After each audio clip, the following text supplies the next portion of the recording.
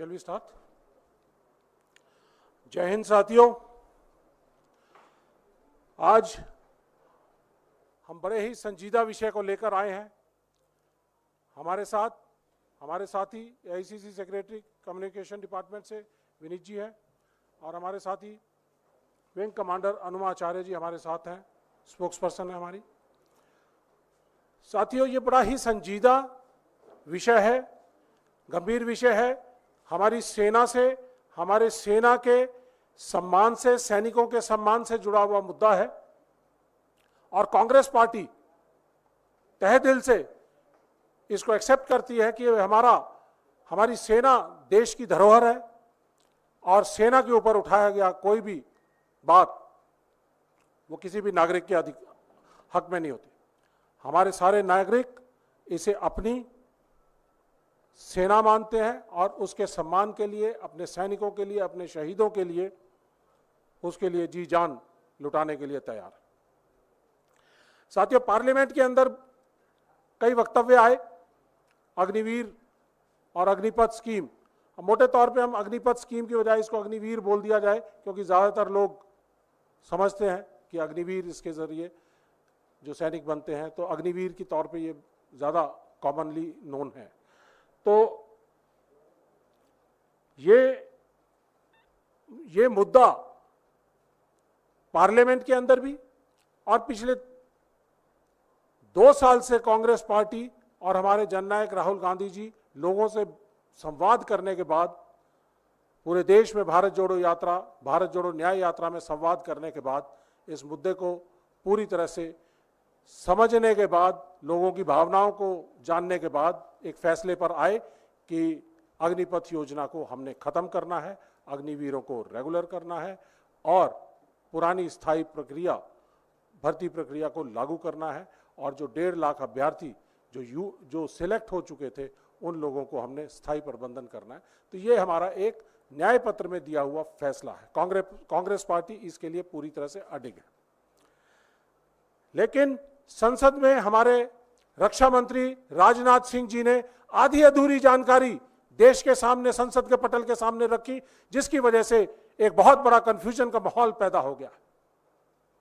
Rahul Gandhi ji leader of opposition है, Congress party विपक्ष की प्रिंसिपल ऑपोजिशन पार्टी है। हमारी जिम्मेदारी बनती है कि हम लोगों के मुद्दों को, सेना के, देश की सुरक्षा के मुद्दों को, सैनिकों के मुद्दों को और अग्निवीरों के साथ जो भेदभाव हो रहा है, सेना के साथ जो भेदभाव हो रहा है, इन मुद्दों को उठाएं। हमारा बुनियादी रोल है सवाल पूछना, सवाल का जवाब देना। जिम्मेदारी बनती है सरकार की, मौजूदा सरकार की। जो लड़ाई लड़ी इलेक्शंस के दौरान, उसके अंदर जो मैंडेट आया 12 से लेके और 22% तक डिफरेंस इनकी वोट्स कम हुई, तो उसके अंदर एक अहम मुद्दा अग्निवीर, अग्निपथ स्कीम भी थी, क्योंकि देश ने इसको खारिज कर दिया था। आज मैंडेट उनके खिलाफ है, 80 से ज्यादा सीटें वो हार चुके हैं और इसलिए हमारी और नैतिक जिम्मेदारी बन जाती है कि जिन मुद्दों को लेकर हम चुनाव में गए थे, उन मुद्दों को संसद में भी उठाएं, क्योंकि हमने वायदा किया है हम सड़क से संसद तक लड़ाई लड़ेंगे, जनता की लड़ाई लड़ेंगे। साथियों, बात आई अग्निवीर को क्या दिया जाता है और अग्निवीर को क्या नहीं दिया जाता। राहुल जी का मुद्दा है कि देश की सेना के साथ, सैनिकों के साथ, शहीदों के साथ भेदभाव नहीं होना चाहिए। 2 तरह के सैनिक नहीं होने चाहिए, 2 तरह के शहीद नहीं होने चाहिए। अग्निवीर शहीद को कुछ सम्मान और रेगुलर सैनिक को कुछ और सम्मान। ये हमारे देश की ना तो परंपरा रही है और ना कांग्रेस पार्टी की नीति रही है और परंपरा रही है। तो इसलिए हम इस सवाल को उठाएंगे और इस सवाल को उठाया और इस सवाल को छोटा ना बनाएं। ये एक अजय सिंह का मामला नहीं है जो लुधियाना से आता है, रामगढ़ सरदारा का रहने वाला लैंडमाइन का शहीद है। ये उसका मामला नहीं है। उसके साथ साथ 13 जो अग्निवीर शहीद हुए हैं उनका मामला है। उनको क्या सरकार ने दिया, क्या नहीं दिया, उसके बारे में आप बाद में बताएंगे। लेकिन 13 अग्निवीर जो शहीद हुए हैं उनको, ये 1,20,000 अग्निवीर जो सेवारत हैं सेना में, ये उनका मामला है। ये 80,000 ट्रेनिंग सेंटर्स के अंदर जो अग्निवीर की ट्रेनिंग ले रहे हैं, ये उनका मामला है। ये देश की सेना का सुरक्षा का मामला है। तीनों सेनाओं ने कहा था कि ये हमारे लिए चौंका देने वाली बात है। अग्निवीर की जो स्कीम है, जनरल नरवाने ने अपनी बुक के अंदर लिखा है और माना है, ये तीनों के लिए चौंका देने वाली बात थी। बहुत भेदभाव है। हमने नहीं सोचा था कि सेना के अंदर ऐसा भी भेदभाव कभी होगा। साथियों, ये स्कीम शुरू दिन से हम कह रहे हैं, हमारे नेता कह रहे हैं, राहुल जी कह रहे हैं, ये नॉन स्टार्टर है, बिना पायलट प्रोजेक्ट के की गई है, बिना सोचे समझे की गई है। ये प्रधानमंत्री कार्यालय द्वारा थोपी गई हुई योजना है। ये देश की तीनों चीफ्स ने इसको नकार दिया था। ये ऐसी योजना है तो ये हमारे ऊपर लाए क्यों? ये प्रधानमंत्री कार्यालय द्वारा थोपी हुई योजना है। ये देश की सेनाओं द्वारा मांगी हुई योजना नहीं है। साथियों, यहां पर एक और बात जो सामने आती है कि राजनाथ सिंह जी ने कहा कि हम 1 करोड़ रुपया दे रहे हैं। पॉलिसी है, अग्निपथ योजना की टर्म्स एंड कंडीशंस के अंदर कहा गया है, ये पॉलिसी है हमारे पास।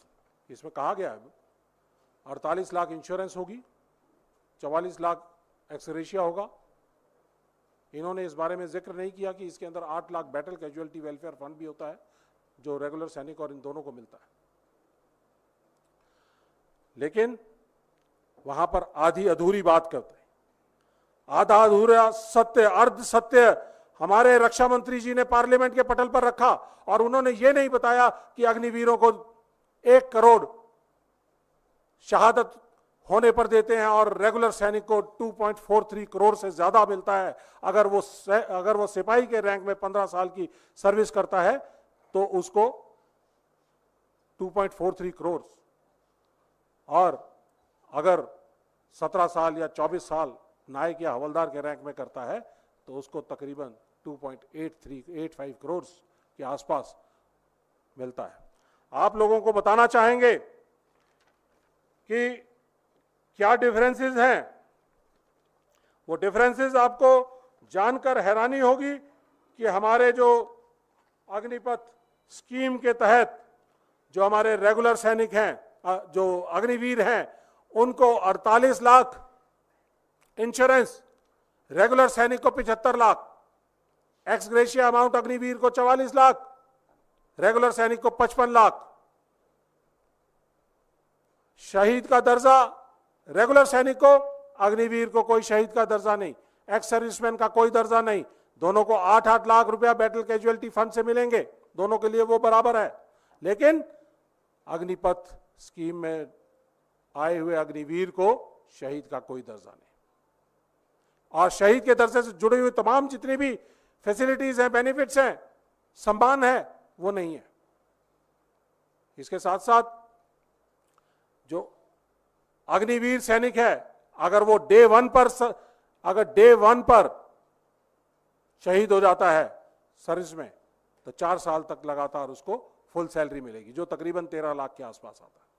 लेकिन जो हमारे रेगुलर सैनिक हैं, अगर वो पहला सिपाही पहले दिन अगर हताहत हो जाता है, शहीद हो जाता है, तो उसको 15 साल तक फुल सैलरी मिलेगी, उसके बाद पेंशन मिलेगी, उसकी ग्रेच्युटी मिलेगी, उसके परिवार को तमाम जो मेडिकल बेनिफिट्स हैं वो ताउम्र मिलते रहेंगे।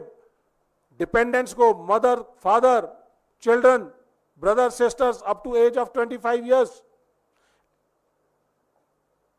Canteen benefits, educational benefits, scholarship के बेनिफिट्स, बहुत तरह की चीजें हैं, सुविधाएं हैं जो हमारे रेगुलर सैनिक के शहीद होने के बाद मिलती हैं। अग्निवीर के शहीद होने के बाद मात्र 1 करोड़ रुपया देकर और उसके परिवार को अपने हाल पर छोड़ दिया जाता है।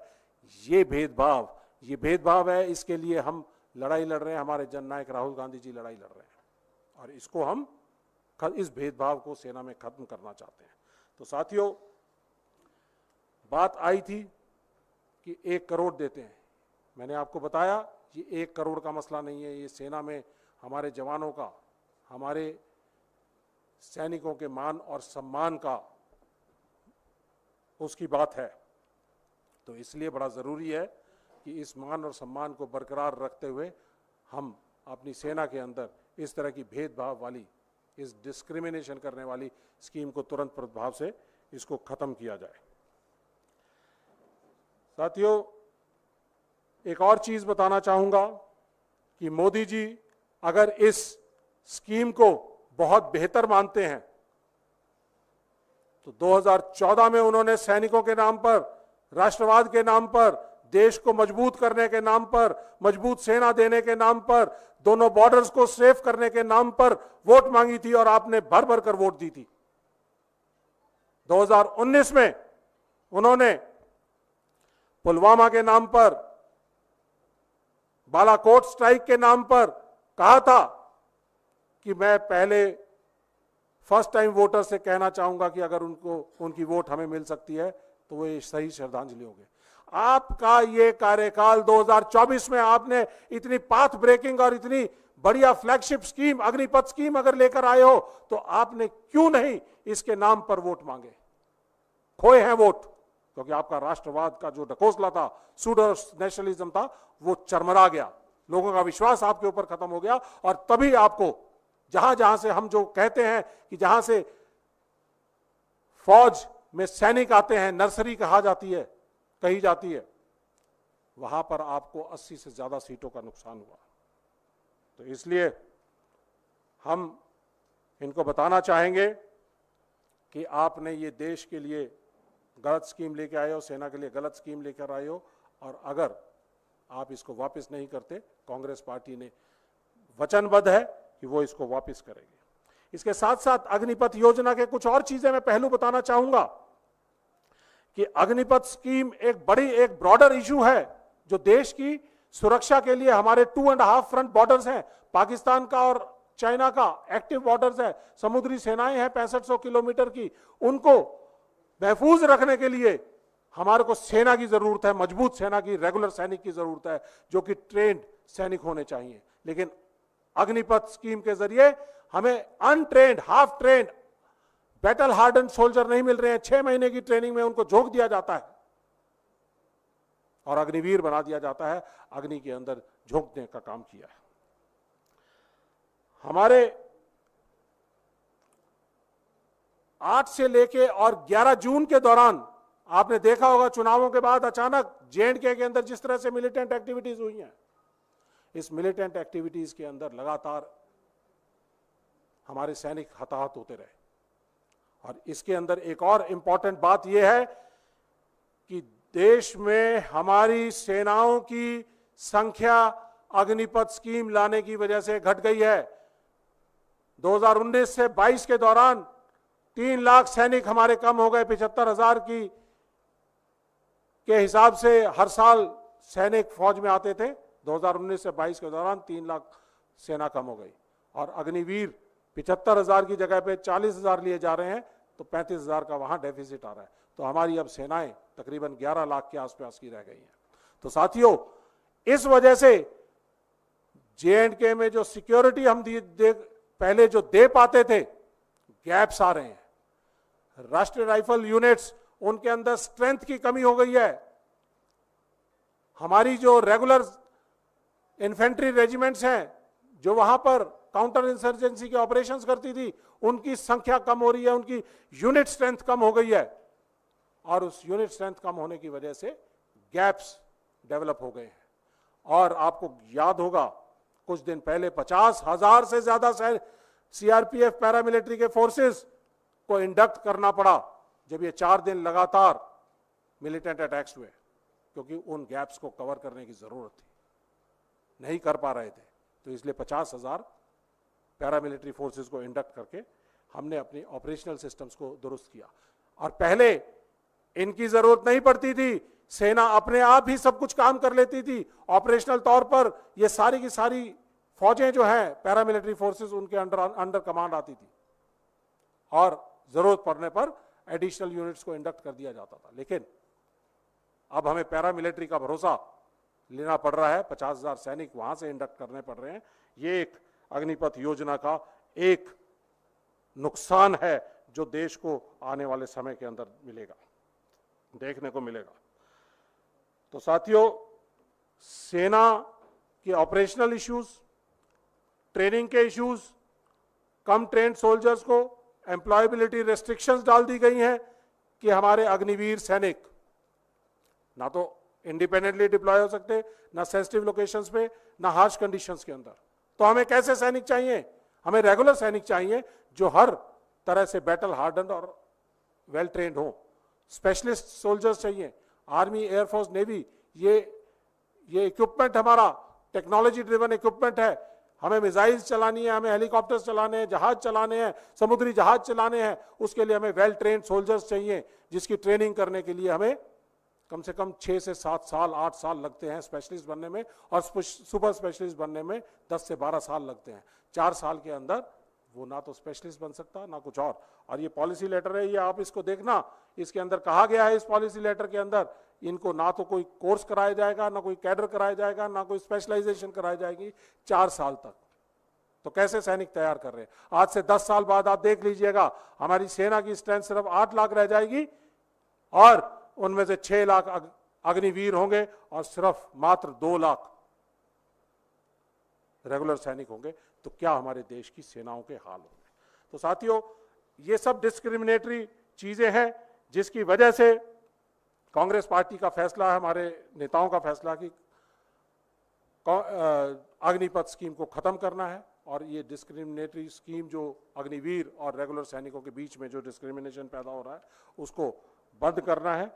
और इस भेदभाव की कड़ी के अंदर मैं आपको एक और चीज जो बहुत इंपॉर्टेंट है, 13 अग्निवीर अभी तक शहीद हो चुके हैं और उनमें सिर्फ मात्र 4 या 5 लोगों को, ये देख लीजिए, ये 13 अग्निवीरों की लिस्ट है, मात्र 4 या 5 हैं जिनको 48 लाख इंश्योरेंस का सम मिला है और इनमें से एक ही है जिसको पूरा 1 करोड़ का जो सम्मान राशि है वो पूरी मिली है, सिर्फ एक। तो ये लिस्ट हम आपके साथ साझा करेंगे।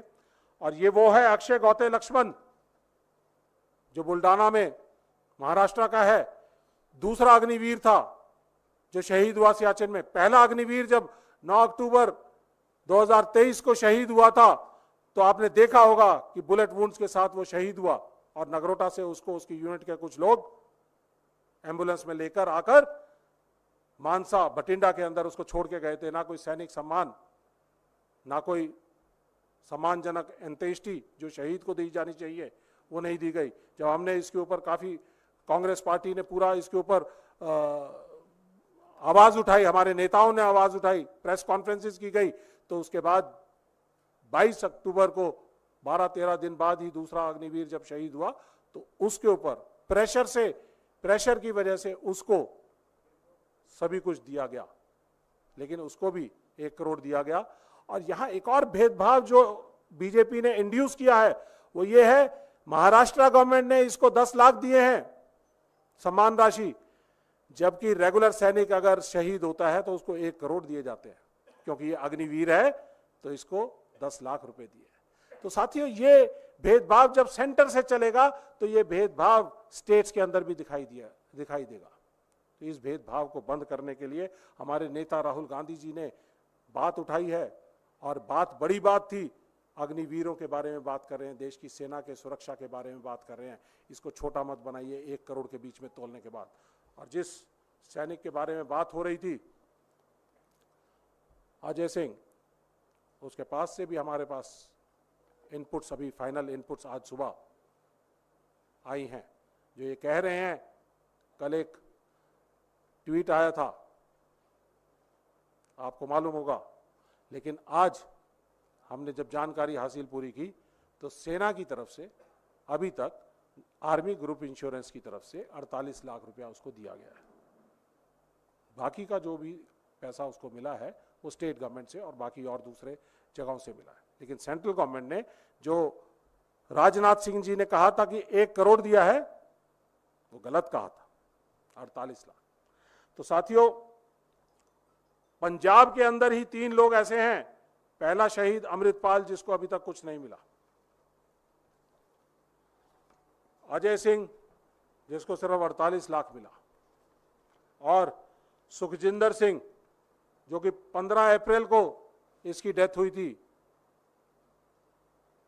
उरी सेक्टर के अंदर मिलिटेंट अटैक के अंदर, और उसको भी अभी तक एक भी पैसा ना तो इंश्योरेंस का, ना एक्स ग्रेशिया का, ना बैटल कैजुअलिटी फंड का मिला है। उसके परिवार ने दिखाया है, ये एप्लीकेशन है उनकी, ये हमारे पास आज सुबह आई हैं बरनाला से। तो साथियों, जो कहा जाता है, दिखाया जाता है मोदी सरकार द्वारा, रक्षा मंत्री द्वारा, वो सही नहीं है। तो आपसे हम ये चीजें साझा करेंगे, आपको बताएंगे। और साथियों, हमने अंत में ये जब इतनी सारी चीजें बातें आई हैं, तो हम सवाल करते हैं इस सरकार से कि आपने why there is a discrimination between Agniveers and regulars while in service, service के दौरान भी और उनकी शहादत के दौरान भी। अगर 13 अग्निवीर लोग शहीद हुए हैं पिछले 1 साल के ऑपरेशंस के दौरान, तो जवाब दीजिए, पिछले 1 साल में जून 2023 से लेके और आज तक, जब से अग्निवीर सेना में ऑपरेशनल हुए हैं, तब से आज तक कितने अग्निवीर शहीद हो चुके हैं और कितने रेगुलर सैनिक शहीद हो चुके हैं, और अग्निवीर सैनिकों को क्या दिया जा रहा है और रेगुलर सैनिकों को क्या दिया जा रहा है, अग्निवीर सैनिकों को क्या नहीं दिया जा रहा है, ये भी बताइए। और 13 जो अग्निवीर जो डेथ हुई हैं, उनके रीजंस भी बताइए। अगर दिए जा रहा है तो उनको पूरा अमाउंट दिया जाए, पूरा सम्मान दिया जाए, और उनको सम्मानजनक अंत्येष्टि जो कि एक शहीद की होनी चाहिए, वो आपने 13 के 13 अग्निवीर को दी है या नहीं दी है, और अगर नहीं दी है तो क्यों नहीं दी है। और अगर आप ये कहना चाहते हो कि वो 4 या 5 क्वालिफाई करते थे, बाकी 8 या 9 क्वालिफाई नहीं करते थे, तो आपको बताना पड़ेगा, मानना पड़ेगा कि अगर वो क्वालिफाई नहीं करते थे तो क्यों नहीं करते थे। क्वालिफाई इसलिए नहीं करते थे, अलग अलग रिपोर्ट्स आती हैं कि संदिग्ध हालत में उनकी मृत्यु हुई, गन वुंड से, बुलेट वुंड से उनकी मृत्यु हुई। अगर आप उसको सुसाइड मानते हो या कोई और वजह मानते हो, अगर आप ये कहते हो कि 13 में से 4 ही या 5 ही शहीद हैं और बाकी 8 या 9 सुसाइड केस हैं, तो हमें बताना पड़ेगा, आपको जवाब देना पड़ेगा कि 8 या 9 सुसाइड्स कैसे हुए, क्या हालात थे, किन हालातों के अंदर उनके सुसाइड्स हुए, क्या उनकी ट्रेनिंग एडिक्वेट थी, क्या उनका मेंटल प्रेशर झेलने की ताकत उनके अंदर थी, मेंटली रॉबस्ट थे, फिजिकली रॉबस्ट थे। सीधे ही ट्रेनिंग के बाद 6 महीने की बेसिक ट्रेनिंग के बाद उनको आपने ऑपरेशनल कंडीशंस के अंदर झोंक दिया। आपको जवाब देना पड़ेगा कि 8 या 9 ये अगर सुसाइड्स हैं तो क्यों हैं।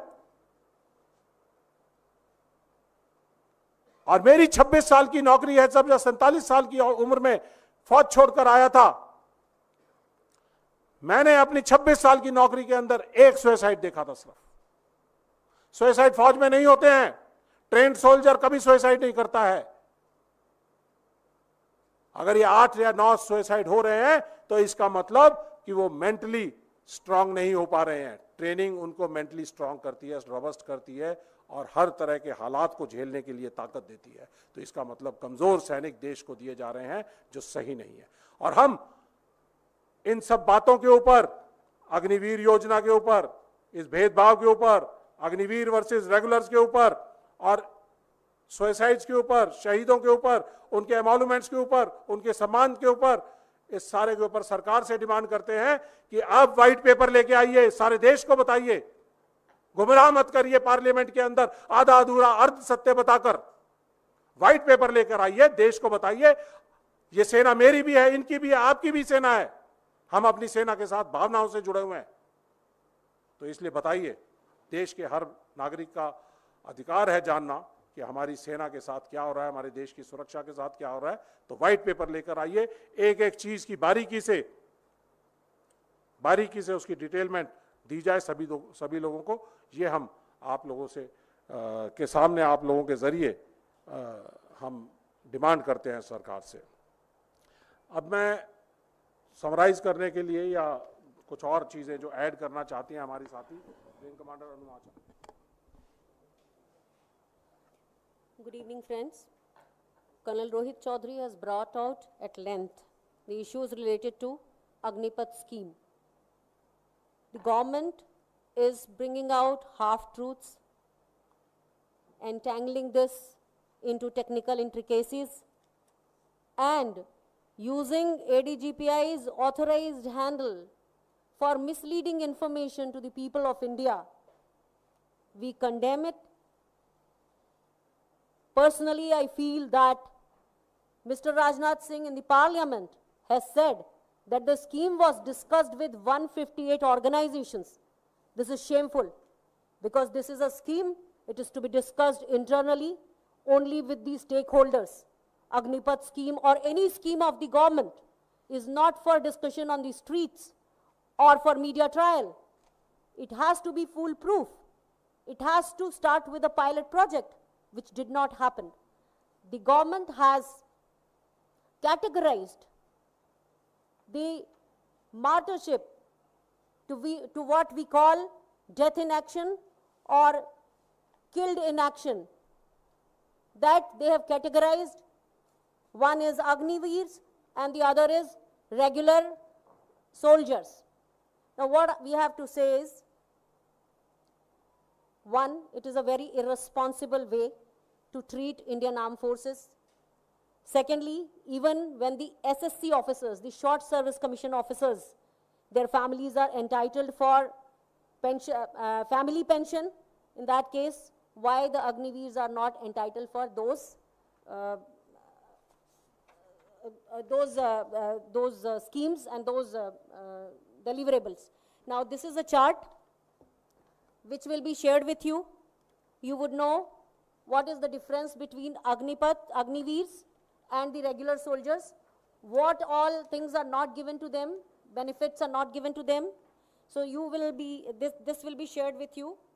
और एक बात और कहना है कि सरकार इस पर भ्रामक जानकारियां दे रही है, इस पर वाद विवाद कर रही है, लेकिन ये अग्निपथ स्कीम तुरंत प्रभाव से खत्म होना चाहिए, क्योंकि ना तो सेना के लोगों से इसके ऊपर कोई डिस्कशन किया गया था, जैसा कि बताया जनरल नरवाने की किताब में 4 स्टार्स ऑफ डेस्टिनी में भी ये लिखा है।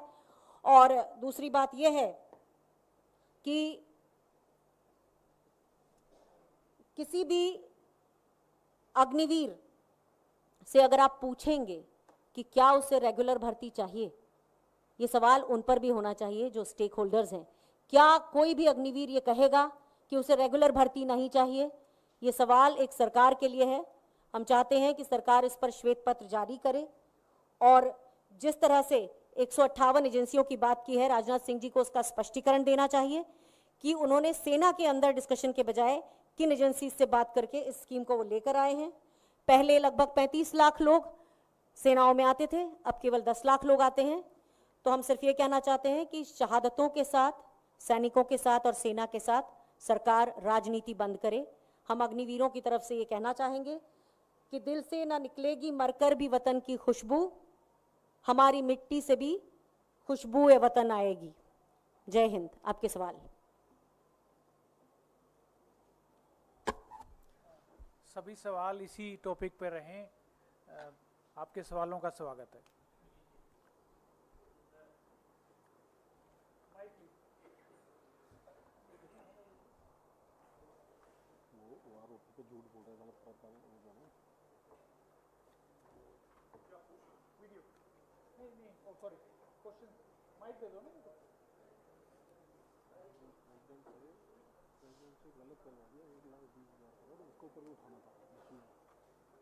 झूठ बोल गया, बोल दूं?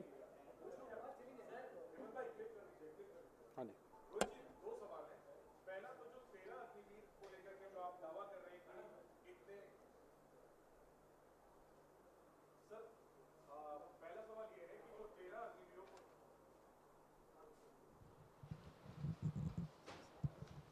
हाँ ओके, जो 13 अग्निवीरों को लेकर के जो आपने आंकड़ा जारी किया है कि इसमें से कुछ को ही मुआवजा मिला है, उसका आधार क्या है, उसका सोर्स क्या है जिस पर आप लोग ये दावा कर रहे हैं, वो एक बार हम चाहते हैं एक बार फिर से आप ऑन रिकॉर्ड बोल दें। और दूसरा सवाल ये है, जो मुख्य सवाल है कि कल शाम को ही राहुल गांधी ने एक वीडियो ट्वीट किया जिसमें कि लुधियाना के अग्निवीर अजय के पिता उस वीडियो में ये दावा कर रहे हैं कि केंद्र सरकार ने कुछ भी मदद नहीं की, और आज उन्हीं अजय जी के पिताजी का वीडियो है जिसमें कि वो कह रहे हैं कि तकरीबन 1 करोड़ की मदद उन्हें मिल चुकी है।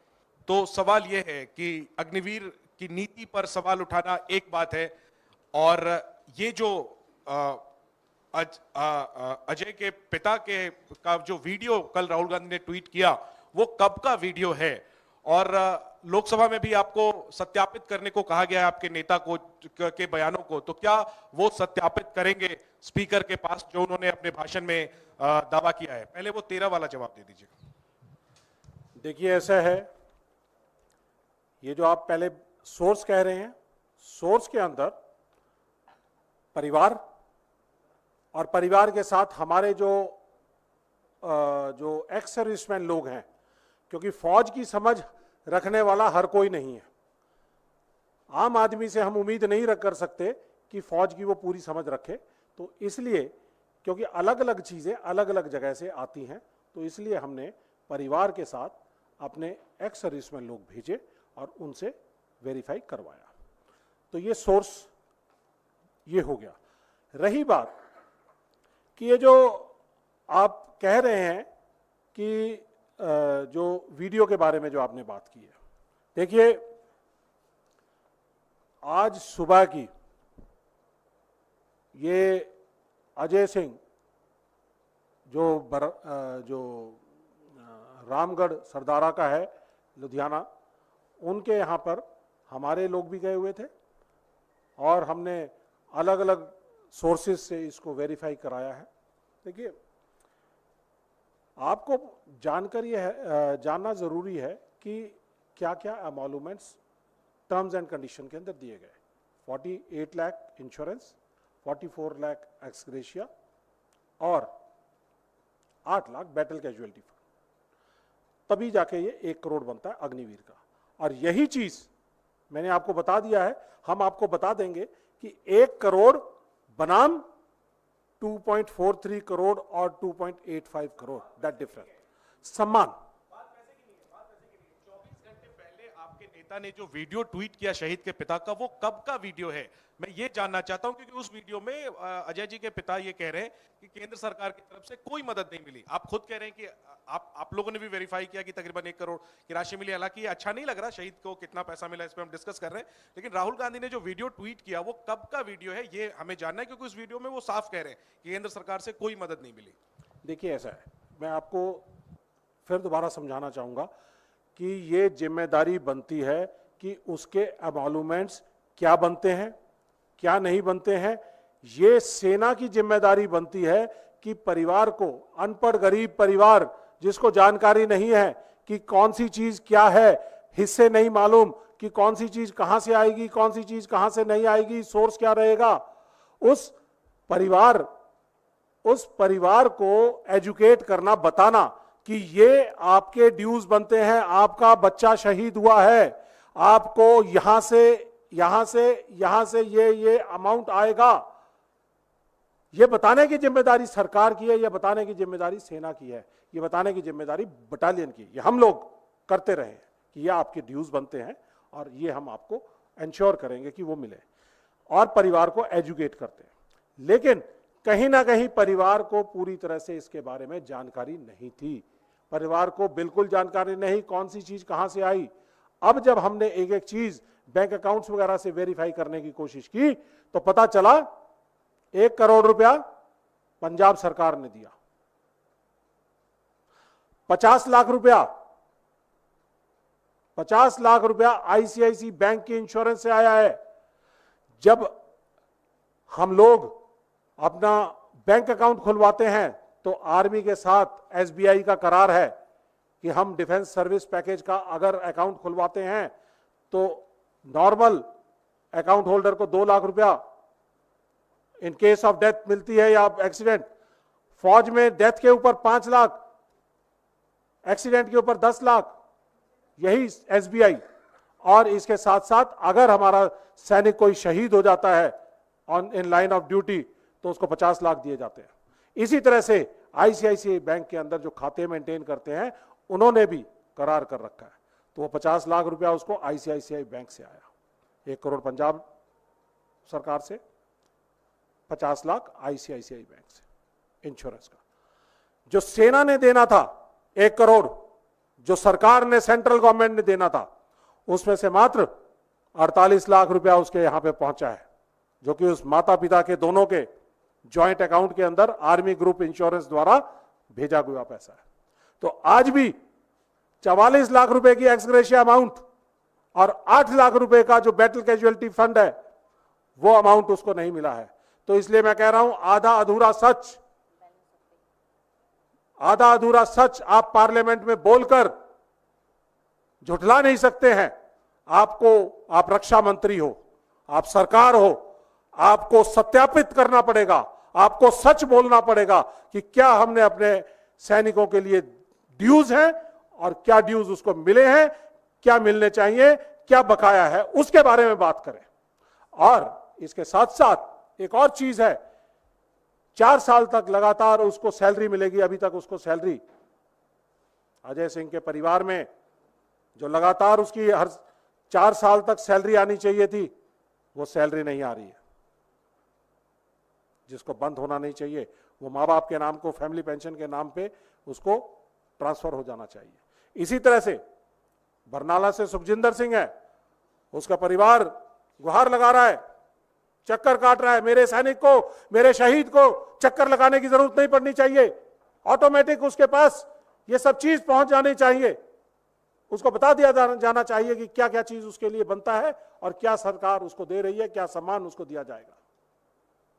तो उसका पिता नायब सिंह एक फौज का जेसीओ है, उसकी एप्लीकेशंस है, अभी तक कुछ नहीं हुआ। तो झूठ ना बोलिए, इसीलिए हम चाहते हैं कि व्हाइट पेपर लेके आइए। ये जो 11 लोग का नाम है इसके अंदर, 2 लोगों का नाम हमने अभी नहीं डाला है, वो डालेंगे। 11 लोग हैं, जिनमें से पहला है पंकज चौहान, 48 लाख उसे मिले हैं मात्र।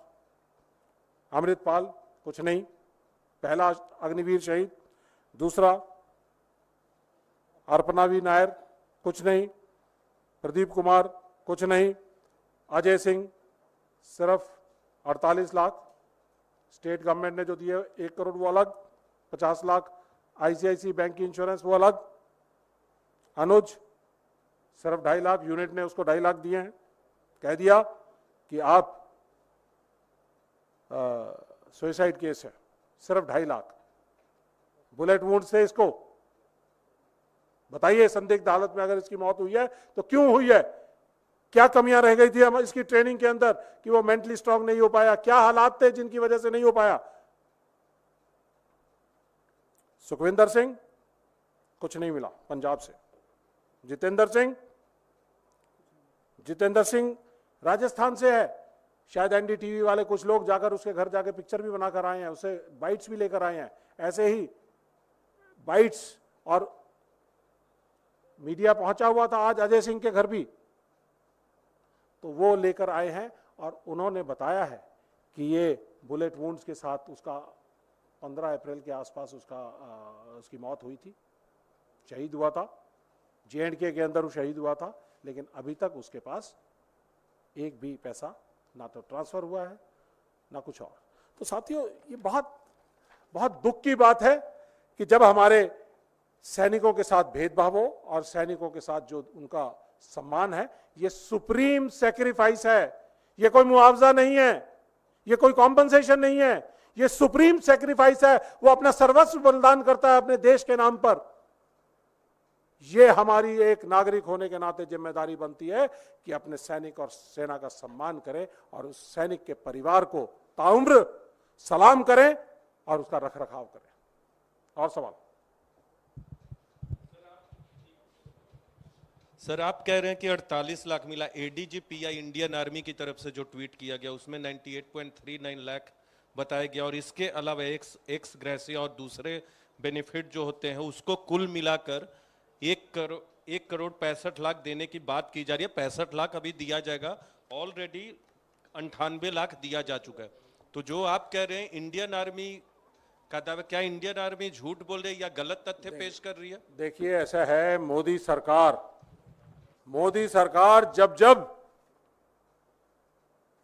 जब मोदी सरकार डरती है, घबराती है, फंसती है, तो हिंदुस्तान की सेना के पीछे छुपने का काम करती है। और उन्होंने ADG-PI से जो ये ट्वीट करवाया है, ये ट्वीट हमने भी देखा है, ये है ट्वीट। इस ट्वीट के अंदर उनको चाहिए, हम आपके जरिए कहना चाहेंगे कि ये जो 98 लाख रुपीस दिए हैं, हम ऑपोजिशन है, हम सवाल करेंगे। हमारी जिम्मेदारी बनती है कि अपने शहीद परिवारों को उनका ड्यूज पूरा करवाएं। हम उस परिवार को जो पता चला 48 लाख उनको मिले हैं इंश्योरेंस के, और ये 98 लाख कैसे बने, ये ADG-P&I को बताना पड़ेगा और बताना चाहिए। और हम जानना चाहेंगे कि जब अग्निपथ की जो पॉलिसी है उसके अंदर देख लीजिए, क्लोजअप लेके देख लीजिए, यहां पर लिखा हुआ है, अच्छी तरह से देख लीजिए और सवाल करिए ADG-P&I से। मैं सैनिक हूं, लेकिन जो भी गलत चीज होगी उसके बारे में हम सवाल करेंगे, जवाब देना उनका अधिकार है, वो बताएंगे। इसमें लिखा हुआ है बड़ा क्लियरली, डेथ इन सर्विस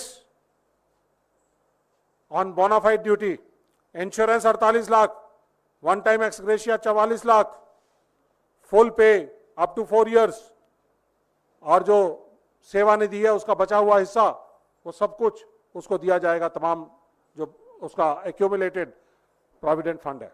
तो साथियों, मैं ये ADG-P&I से भी, हमारे सेना से भी जानना चाहूंगा, एजुकेट होना चाहूंगा कि जब सेना कहती है, पॉलिसी कहती है कि ये 92 लाख होंगे और 8 लाख बैटल कैजुअलिटी फंड के बारे में जिक्र नहीं किया, तो वो 8 लाख बैटल कैजुअलिटी फंड होगा, 1 करोड़ होगा।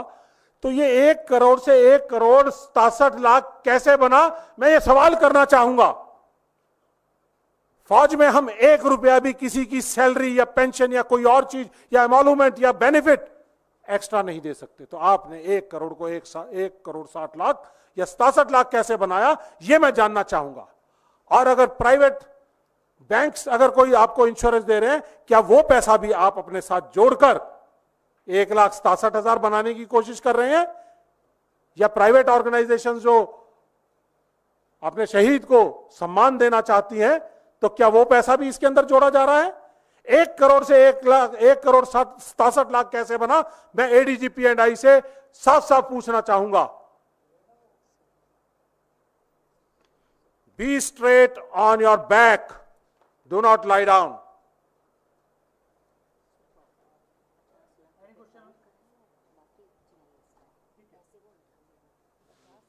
Thank you.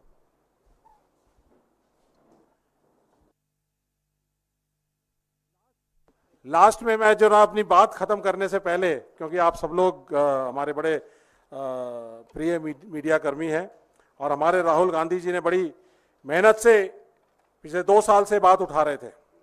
तो इसलिए ये लौ आपके अंदर भी जलती रहनी चाहिए।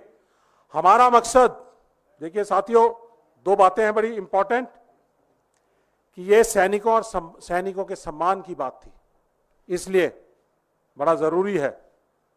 शान हो तुम वतन की, सजदा तुम्हें हमारा, खून देकर तुमने तिरंगे की बुलंदियों को है निखारा। ये है हमारी भारतीय सेना, वर्ल्ड की नंबर 1 सेना। उसके लिए मैं सजदा करना चाहूंगा, धन्यवाद करना चाहूंगा। जो भी कुछ आज हम हैं उसी सेना के बदौलत है।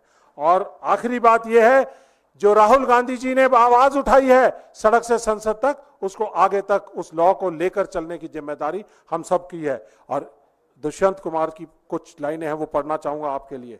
हो गई है पीर पर्वत सी पिघलनी चाहिए, इस हिमालय से कोई गंगा निकलनी चाहिए।